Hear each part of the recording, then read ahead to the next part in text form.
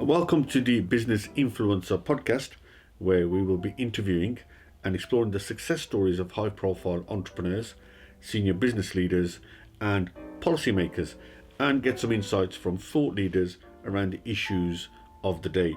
These might include tech, geopolitics, finance, global business, entrepreneurship, leadership, property law, philanthropy and life. You can follow the show's updates on Facebook, LinkedIn, Twitter and Instagram. My name is Ninder, Johal. I'm the co-founder of the Natural Group, the Signature Awards and the Business Influencer magazine, and I will be your host for the show. In this episode, I will look at the role of non-executive directors and what leadership looks like in some of the most high-profile and powerful boards in the country. What sort of skill sets does the modern non-exec director need to have? Why is leadership in the boardroom so important? And how has the role changed in the last few years, especially during testing times like now?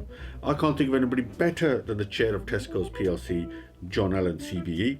He's also chair of home builders Barratt Developments, extensive commercial experience which covers retail logistics and house building. Amongst many of the roles he's had, they include chief exec of XL, CEO at Deutsche Post, deputy chair at retailers Dixons Carphone, non-exec director at the Royal Mail, and he was previously chairman of Samsonite. He was the NED at the National Grid, PHS Group and Hamleys. John played an instrumental role in the 3.7 billion merger of Dixons and the Carphone warehouse, and if that was not enough, he's the vice president of the CBI, where he's been its president from June 18 to June 2020. His earlier career was spent with Lever Brothers, Bristol Myers Company and Fine Fair. John is a graduate and now a regent of the University of Edinburgh. He's currently the winner of the FTSE 100 Non-Exec Director of the Year at the NED Awards, and I look forward to sitting with him as a fellow judge on the nominees for this year's awards. Enjoy, and if you like what you've heard and seen, please leave a comment and don't forget to hit the all-important subscribe button. So without any further delay, let's go over to the Business Influencer podcast and have a listen to the views of the highly respected and regarded John Allan CBE.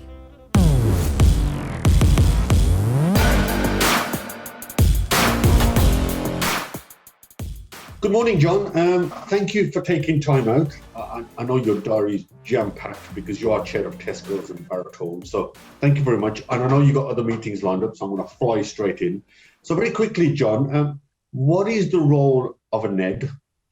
And what's the role of a board? Why do we need these? Because often in the past, they've always been referred to as nodding heads, people who just nod heads. Is that true? What is the role of a NED? No, it's a very important role, Ninder. I mean, the UK model of corporate governance is all about having a unitary board where everyone on the board, whether they're executives or non-executives, have joint and several responsibility for everything that happens. And they are obviously close to the action. So I think the challenge for the non-executives is to help guide, steer, support the executives, occasionally challenge them if they think they're in danger of heading off in the wrong direction. Yep. But that shouldn't be. It's not intended to be a kind of confrontation. It's about building a cohesive team where some of the people who are there are really, helping to kind of ensure the ship doesn't steer in the wrong direction.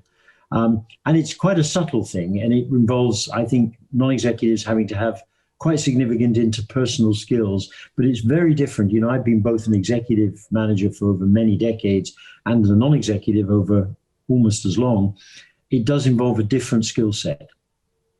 So in terms of the strategy of an organization, who owns that? Is that the executives of the board? Because people are often confused about who owns the strategy of an organization. Yeah, I think there isn't a one size fits all, but what works best in my experience is where the management team led by the CEO come up with a proposed strategy or possibly alternative strategies, and then the board as a whole debates it, refines it, buys into it. And then I think the management team go off and execute it. So I think the management team have a vital role to play. They should come up with the strategy. They need to carry it through. And then the board is there, I think, to review it, if necessary, modify it, and then to endorse it and give them full-hearted support. As someone who's, you've said you've chaired and you've been a non-exec for many years. So what sort of skills does a non-exec director have to have?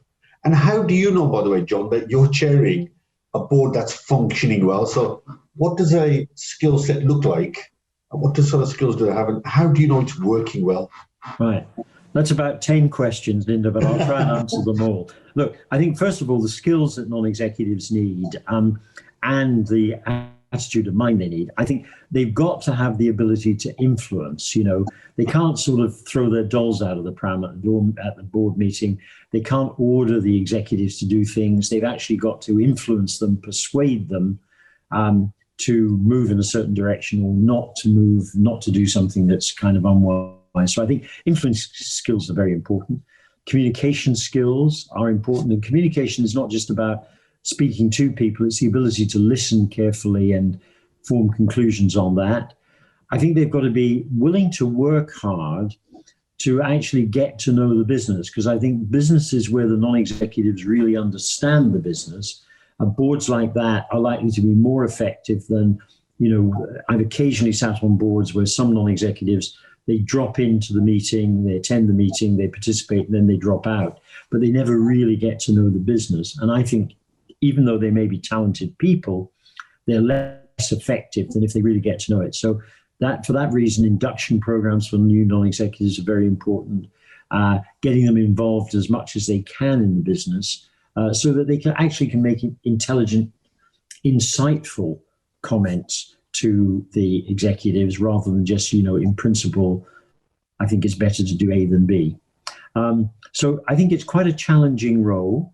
And I think, if anything, non-executives are probably a bit underpaid for the amount of time they really do need to put into the job in order to do it in a really thorough, full-hearted way.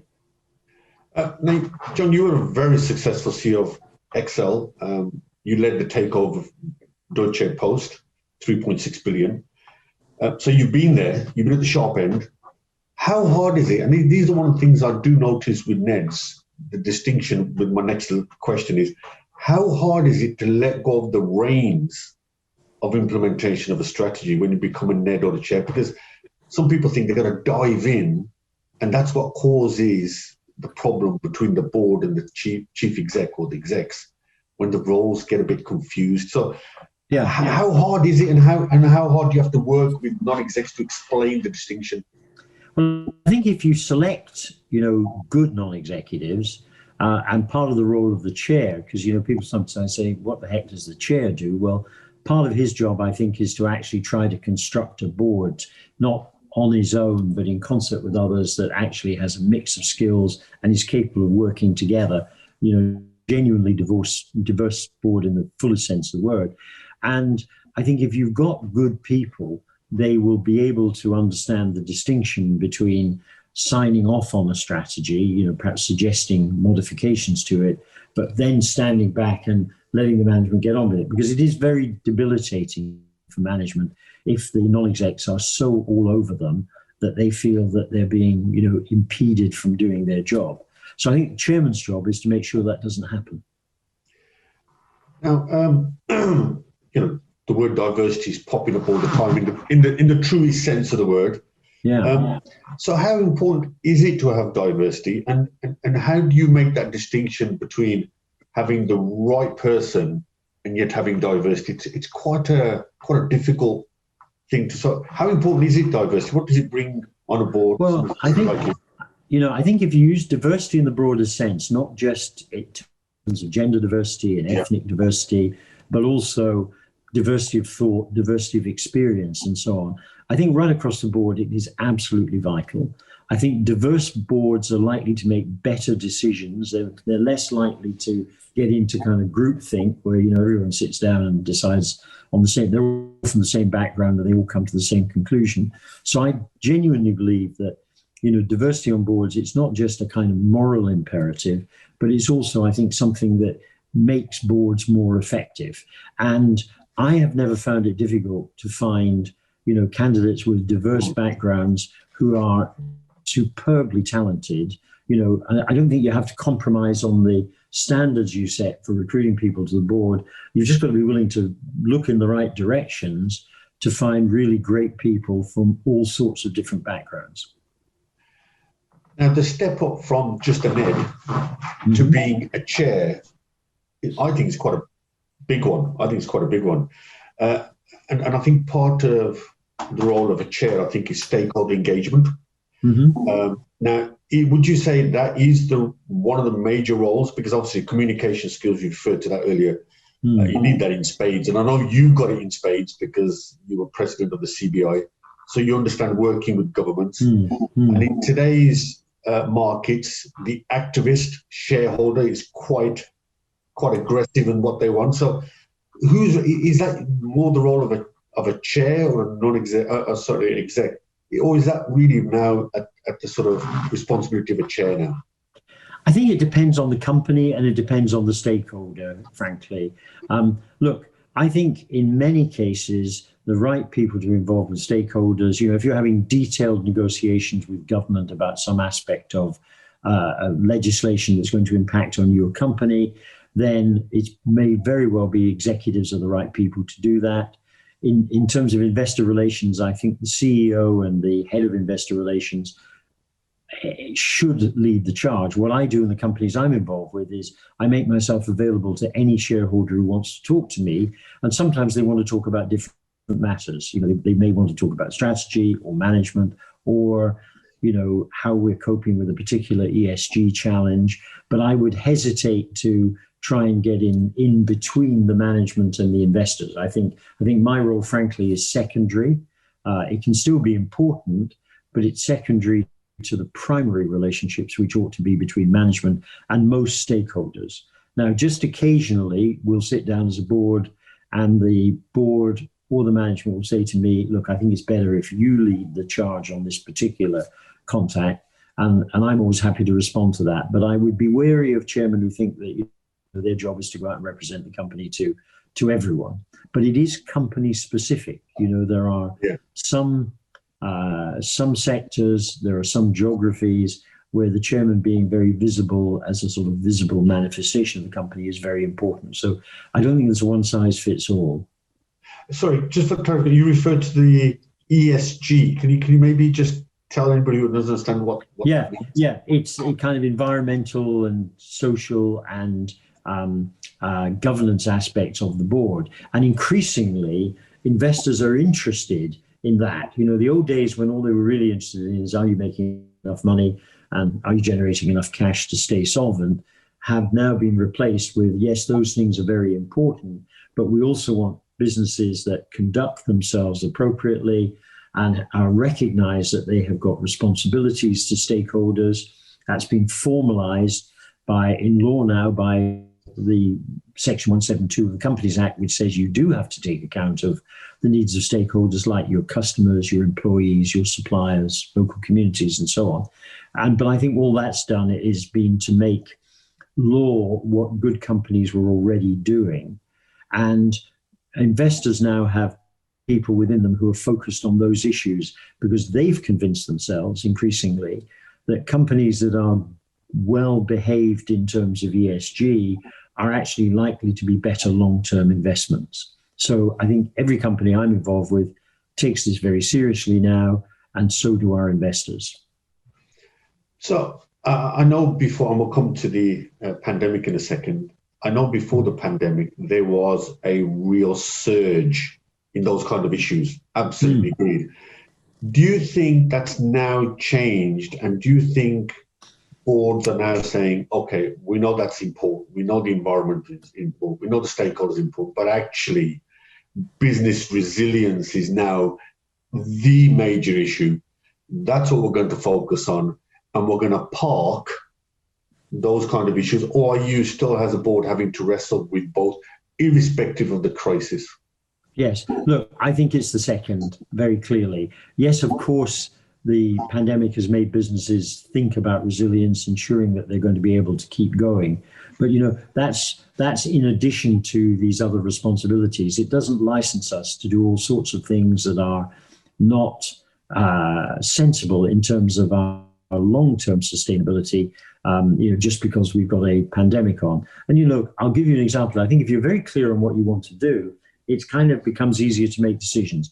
Tesco took an almost instantaneous decision at the start of the pandemic to send 26,000 employees who had pre-existing medical conditions and therefore were thought to be, potentially vulnerable, home to Shield for 12 weeks on full pay, because we thought that was the right thing to do for our people, our colleagues.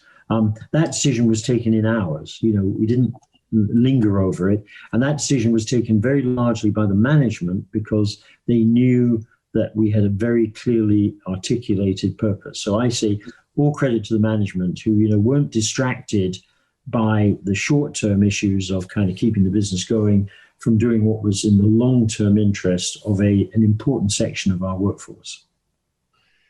So in terms of, thanks for that. So in terms of NED itself, what sort of skills does a NED bring to an organization? So how would an exec team or a board or executive structure actually, what would they benefit from having a non-exec board? What sort of skills? Yeah, well, it depends on the non-executive. If you've constructed the board properly, you've thought about what are the skills we need to have on the board that are relevant to our future. And then how can we find people who will actually bring experience or expertise or both in those areas?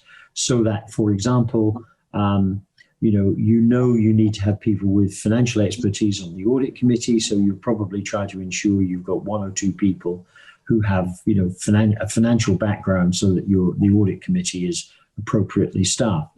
Increasingly now, there is a concern about the whole ESG issues that we've been talking about. So having someone who's actually got some experience, some expertise in sustainability may be relevant.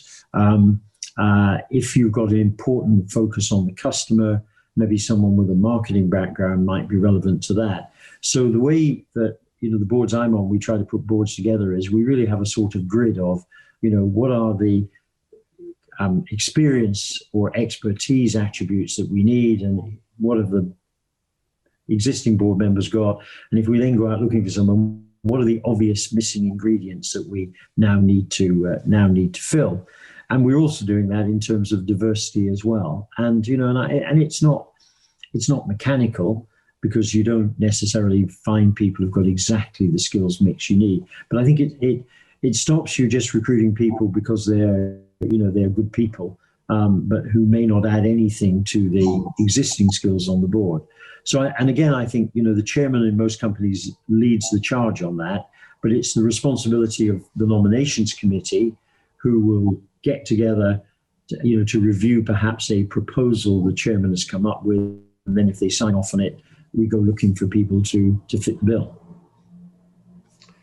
What we have seen, and you've definitely seen it as chair of Tesco's, is the role of digital. Mm-hmm. And I know we're talking about online shopping, and you've just referred to the fact that you now have a wider remit than maybe in the past, when it was all about, we're looking after the shareholders, that's our job. Our job is just to make sure the numbers look right, so the shareholders are happy with the performance.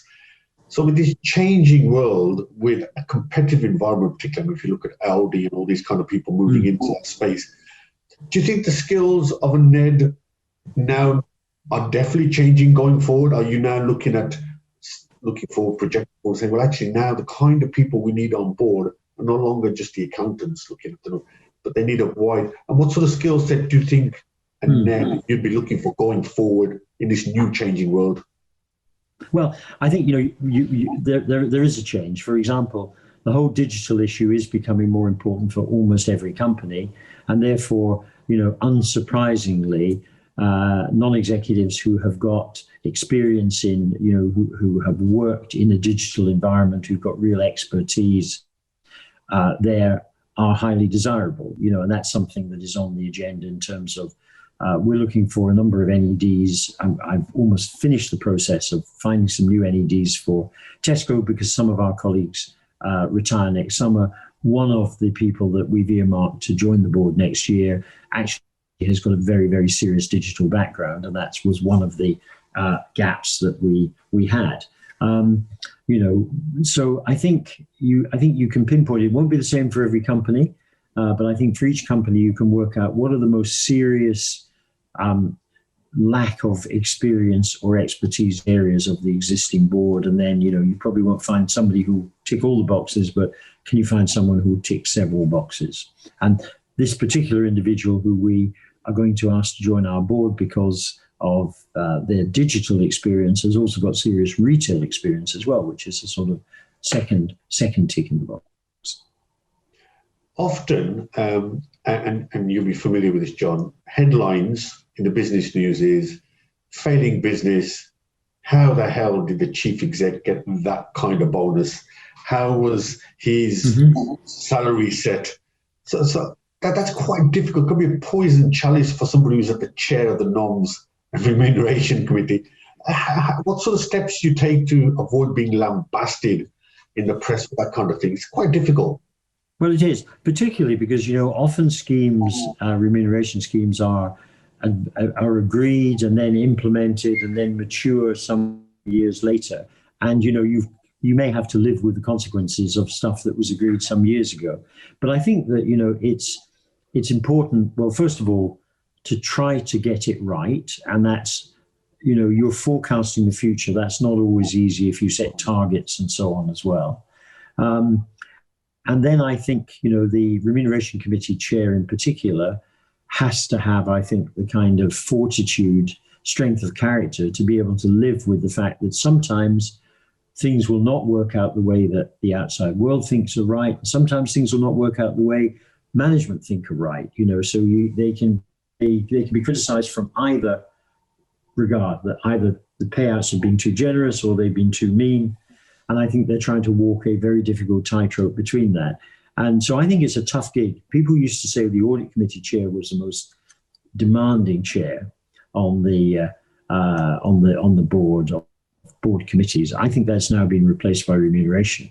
So you actually need, if you need anything, you need all sorts of skills to be a good remuneration committee chair. But one of them, I think, is the ability to kind of stand by your position and absorb a certain amount of criticism without getting too kind of depressed over it. So you need strong characters, I think, in these roles. Now, the news everywhere is around, obviously, the furlough, the actual real stressful situation businesses find themselves.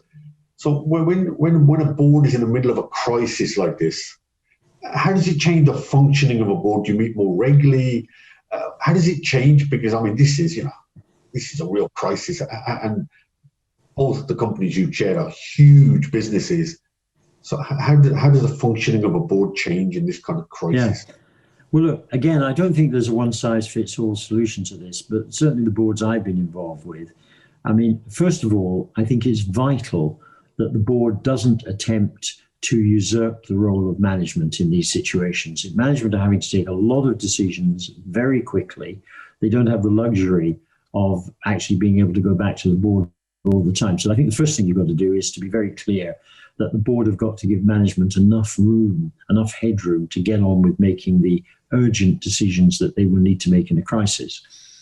And secondly then, but on the other hand, the board would quite like to know what's going on, and devising some sort of information mechanism. It may be regular updates from the CEO. It may be very regular short board calls to keep the board informed, and getting that balance. But what you don't need, I think, and would be very counterproductive, is the board attempt to get all over everything, because that would actually frustrate the hell out of management, slow the pace of decision making, which may need to be very fast. So I think this standing back, if anything, probably meeting more frequently, but for shorter meetings, because you have to recognize, there are only so many hours in the day. But management are incredibly busy in a crisis, and keeping them sitting around for a whole day in a board meeting is not necessarily good use of their time. And again, I think, part of the role of the chair is to sort of assess what's the right way to give management sufficient headroom and the board sufficient information. That's what you're trying to, I think, you're trying to satisfy both those needs. A couple of questions left, John, so let me just pile on with this one. As the ex-president of the CBI, you were in that period, your tenure was in the period when we were negotiating around Brexit. Now, we've had this challenge, we've got one coming up another couple of months. Do you think, as someone who understands business really well, do you think businesses are resilient enough for Brexit? I think it's been very difficult for business because, to be honest, business is occasionally criticised by politicians for not doing enough in terms of preparation. But, we don't actually know what we're preparing for at the moment. And the fact is that the negotiations on Brexit, as we talked today, are still going to the wire. One hopes there will be a positive outcome, but there may not. And so I think what businesses are trying to do is to prepare for both the prospect of a no deal in a very short period of time at a very unfortunate time of year, and off the back of the COVID crisis, or the possibility that there will be a deal and relatively normal life will continue. So I think every business that I talk to, and I talk to quite a lot, people are doing their damnedest to get ready for that, while not knowing what the outcome is actually going to be. And I think business deserves some sympathy, I think, from government and as much support as they can possibly get from government. And the best support government could give us, frankly, would be to get to a deal quickly. And I struggle to understand why reasonable people cannot bridge the remaining gaps in negotiation, because, a no deal Brexit will be bad news for the UK, certainly in the short term, and it will be bad news for the EU. It's a lose-lose situation for both parties, and you would have thought that would propel people towards trying to find a solution. And, fingers crossed that may still happen, but who knows? So, John, I know you've got a really busy diary, but you've managed to squeeze in for the government a role with helping them around COVID-19. Perhaps if you could spend just a short space, how are you helping them? Just intrigued. Well, we're trying to help the country rather than the government, frankly. Yeah. But a bunch of large businesses have got together. Tesco is one of them, but also Shell, Vodafone, AstraZeneca, British Land. I could go on, to fund a commission to come up with a post-COVID recovery plan. Now, government are aware of what we're doing. They're supportive of us trying to do it, but we're not working for government anymore than we're working for anyone else. We are talking to politicians, national politicians of all parties, the mayors. We're trying to put together a program that, once we can see some light at the end of the tunnel in terms of COVID, it will help to address the fact that we think that, the economy has suffered enormously. Many people have suffered, many jobs have disappeared, not to return. How do we actually put some energy back and some growth back into the economy, particularly in terms of jobs? Jobs for new people, young people coming into the workforce, but also jobs for people who in the existing workforce have been displaced and may need to be retrained. Now, we'll come up with the best ideas we can in the early part of next spring, and then it will be up to government and others to decide whether we've got any ideas that are worth implementing, but we will be trying very hard. Last question, and I'm going to let you go. Right, you've had, you were recently awarded the Non-Exec Director of the Year. Well done. You've held some of the most high-profile jobs in the city. What advice, finally, would you give to other business leaders during this real testing, challenging times? I think one of the characteristics that I think chairs need, and also non-executives, is the ability to keep calm and not to panic. There's nothing that is more demoralizing for management than a recognition that the rest of the board are in blind panic. And I think that, we all have a responsibility, if we're in non-executive roles, to kind of keep calm, think about what the best solutions are, support management who've got a really, really tough sort of task. And I think, something that, I've learned, I think probably in later life, I probably was much less calm when I was younger, is how important it is to, support management by being calm. And this old saying about, keep calm and carry on sort of thing, it's as true of boards as it is elsewhere. So I'd say that's one of the issues of the crisis. Be available also to management, but don't overcrowd them when they're very busy. I'd probably stop there. I think, there's I could go on, but two things would be enough: keep calm, and make yourself available to management as much as ever they need, but not more than they want. John, I reckon your phone is going to ring any second for your next meeting. So at that point, I'll say thank you very much for accommodating us. I know you're a really busy chap. And listen, good luck with everything with Tesco's, Barratt's and everybody else. And of course, this plan help. And good luck to you. And it's been a pleasure talking to you. Thank you very much. Cheers, John. Speak soon. Bye-bye. Bye now.